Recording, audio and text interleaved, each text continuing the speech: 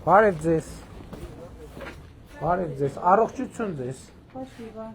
Դուք ապահովագրությունով եք ստանում դեղ թե չէ, հա? Հիմա ապահովագրության դեղերն եք ստանում։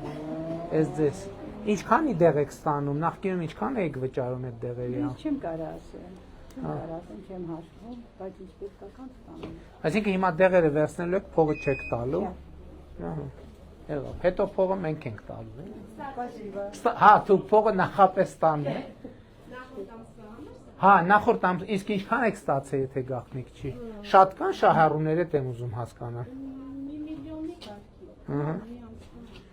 Շատ լավ։ Այսինքն բանի դեղատան շրջանառության համար էլ է, էլի դրական դա, որտեղ առևտուր է այնուամենայնիվ։ Հիմա մեր հարգելի թոշակառուները կարող են մի քիչ